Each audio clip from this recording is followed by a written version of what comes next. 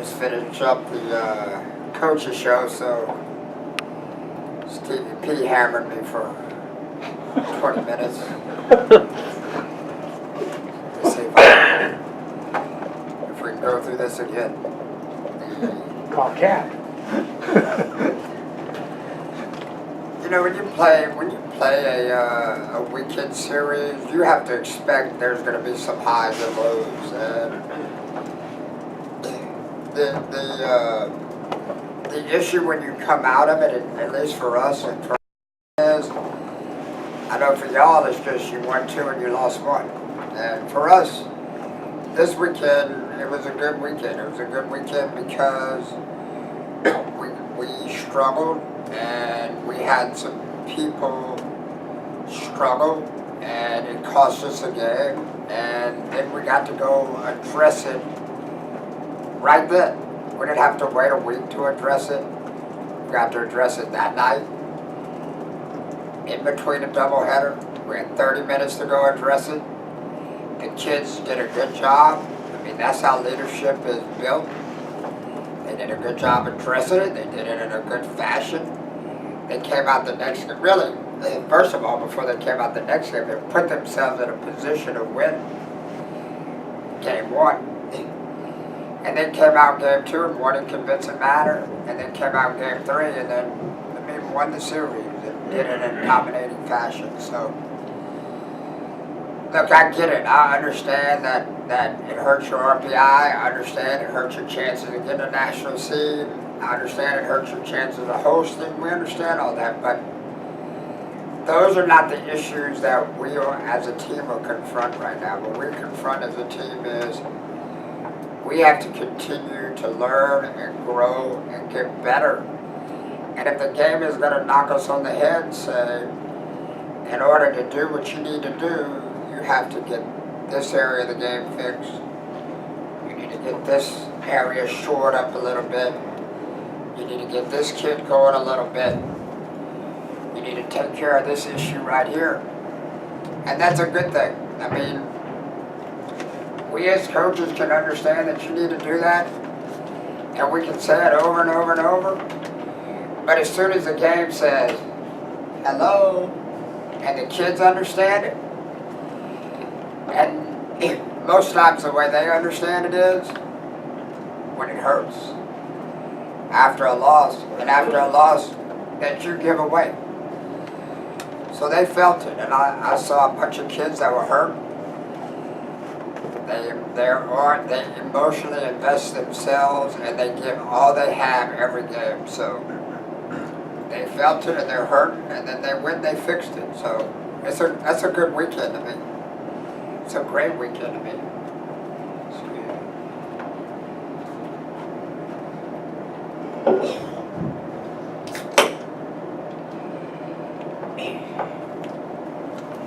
So this team has great leadership.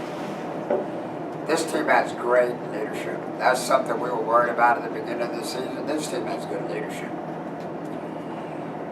Shelly Landry, Haley Hayden, those 2 kids at the top of the list provide incredible leadership. Lexi Elkins is in that group with them.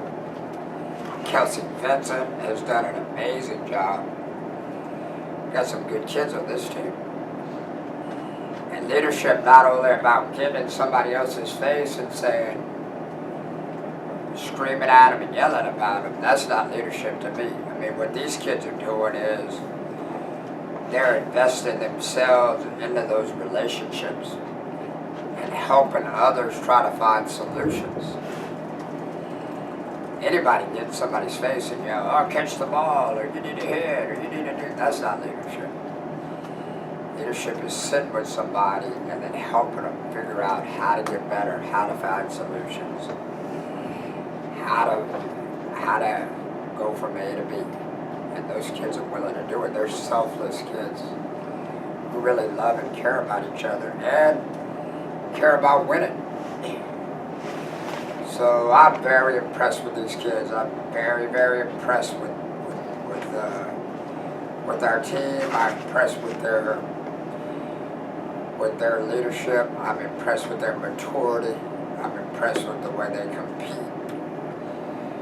We got a good group of kids. Anybody? Coach, just looking at the pitching rotation for this weekend, you have it kind of set on who's going to go in the first game. Well, unlike baseball, we don't get, I don't know why softball doesn't, we don't set our rotation. And even in my mind, if I have an idea who it is, then I'm not going to disclose it because they don't disclose theirs. And it puts it at, it just, I'll tell you after the conference, you know what I mean? I don't want to make it public knowledge, you know what I mean? Just puts it at a competitive disadvantage. And I don't know why we do it. I don't know why softball does it like that.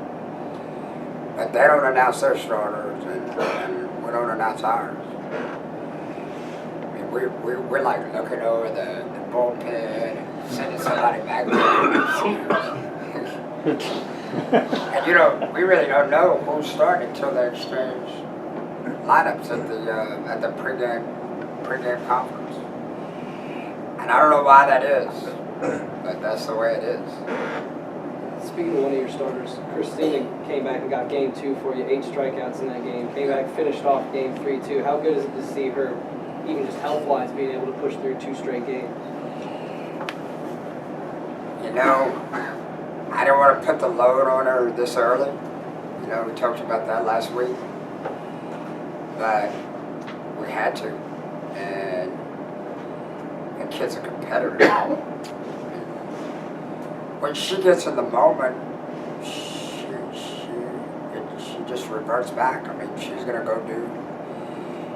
do what feels natural to her, what feels good to her. So I didn't want to go to her this early, but we're in a situation now where we have to. And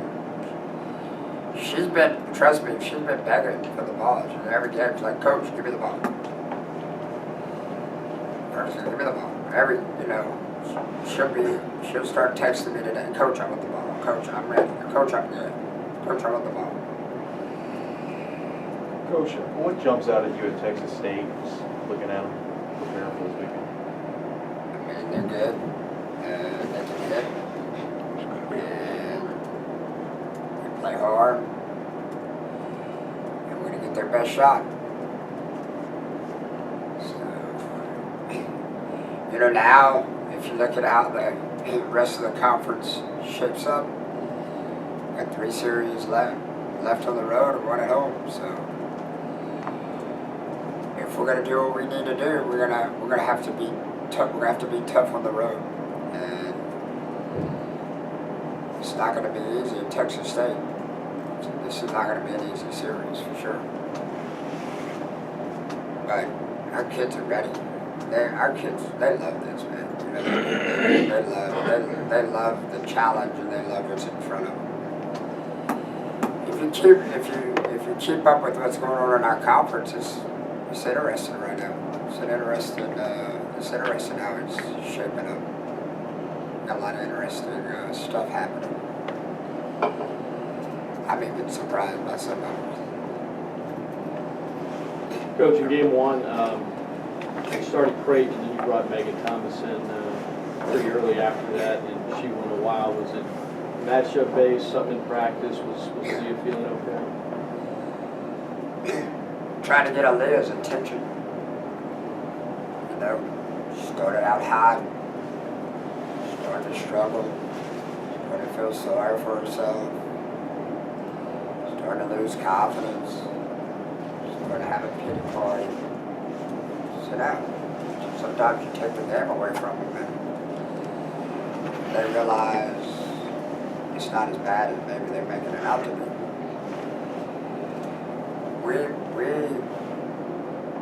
We do something interesting, we try to keep the non-starters involved in everything that we're doing. Like we have different off days. So today the non-starters they'll hit your squad today. Starters will be off, non-starters hit your squad tomorrow. be off. So we're getting ready to get after it today because we're trying to keep the competition going because we still have 3 or 4 holes in that lineup that we have to solidify. The core group of that lineup is good. And they're as good as any core group that we've had here. And they're good. And they may not be good mechanics wise, they're good this wise. I mean, I'm telling you, these kids are competitors, man. I'm going to roll with these kids any day. The problem that we run up against is we can't sustain it. And they're trying to have that influence on some of these young kids, but it's like we talked about last week. You can influence them all you want. Bottom line is it boils down to you have to have the experience. And the reason why that core group is so good right now, the same reason why in baseball last year, that core group was so good. They grew up together. They started out as freshmen together. They all struggled together. They went through all those experiences together. And now they're at a point in time in their career where they see the finish line. And they're ready to taste it. And then they go to those young kids and they're like, come on now, you have to have my sense of urgency. You need to taste it and feel it what I'm feeling right now. And sometimes it's hard on those young kids to do it without going through all the ups and downs that they went through. It's weird dynamics. And if we can find a way to grab 1 or 2, that's all it takes in this. I mean, it's just the margin is so thin. You can find 1 or 2 kids that just say, "It's me. It's my time. I'm gonna do it." And whether it's Megan, whether it's Aaliyah,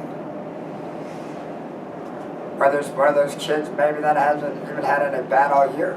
If it's a kid that wakes up today in that inter squad, then it doesn't matter who it is. It should be somebody who says, I want that opportunity.